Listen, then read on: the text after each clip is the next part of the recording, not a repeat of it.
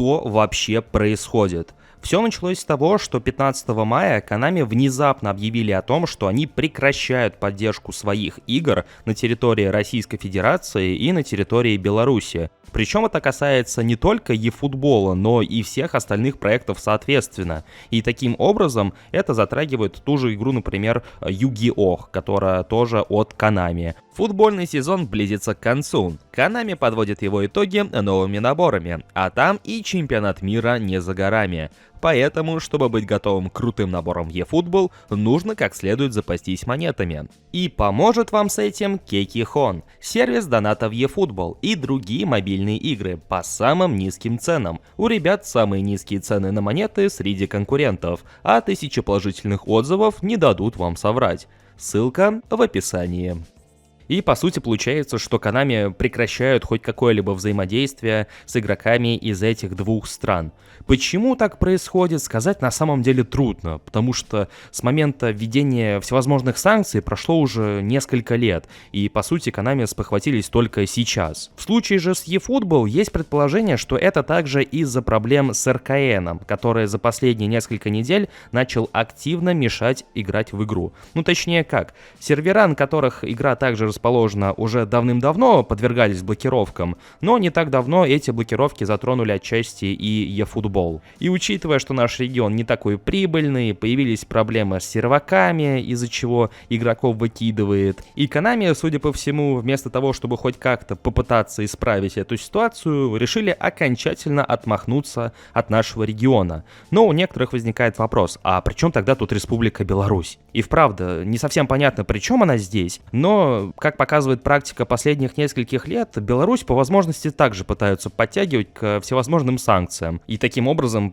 просто почему-то объединяют две страны, грубо говоря, в одну. И вполне возможно, что здесь будет то же самое. Таким образом, игра уже недоступна для скачивания на мобильных устройствах, если в Google Play или App Store у вас проставлен российский регион. Игра либо не отображается, а если вы каким-то образом зайдете на страницу с игрой в этих приложениях, то вам скажут, что игру банально нельзя скачать вот в данном регионе. То есть издержки этого решения уже потихоньку проявляются. Но самый главный вопрос заключается в следующем. Что же будет с нашей игрой в целом на территории этих двух государств, что же будет с нашими аккаунтами после того, как разработчики прекратят поддержку игры? Поскольку Konami сами не объясняют, что именно входит в поддержку игры, то ли просто взаимодействие со стороны техподдержки, не то ли загрузка оперативных обновлений и прочего контента, а может быть и вовсе заблокируют аккаунты. Проблема заключается в том, что все подобные сценарии одинаково возможны, и поэтому не знаешь, чего ожидать. Может произойти все, что угодно, от самых простых сценариев, когда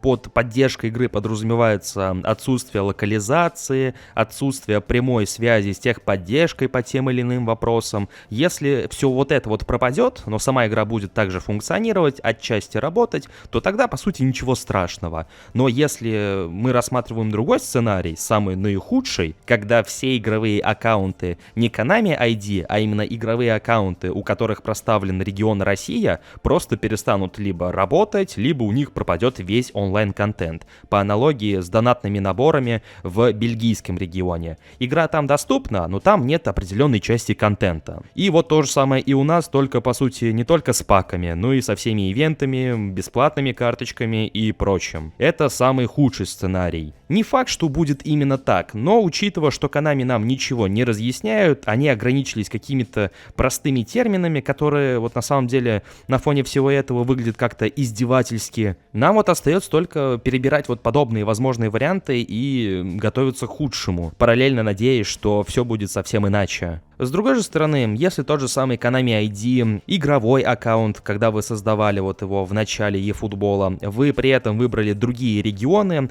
оба аккаунта у вас привязаны к другим регионам, кроме российского и белорусского, то в таком случае, я думаю, за игру вам волноваться не стоит. Это скорее вопрос касается работоспособности и поддержки вот как раз-таки тех самых аккаунтов, у которых проставлен регион Россия и Беларусь соответственно. Если нам разрешат изменить регион за несколько дней до наступления дня X, до 15 июня, будет здорово. Но как мы все с вами знаем, эта практика крайне редкая, и просто так регион в самой игре, не в Konami ID, в самой игре, мы, к сожалению, изменить не можем, только с позволения разработчиков. А пока что никакой уверенности в том, что Konami позволит это сделать, у нас, к сожалению, не имеется. Поэтому все, что нам остается делать, так это просто продолжать следить за новостями и ждать тот самый день X. И, наверное, вот единственный совет, который я могу вам дать во всей этой ситуации, ну, конечно, исходите из своих возможностей, из своих желаний, но до 15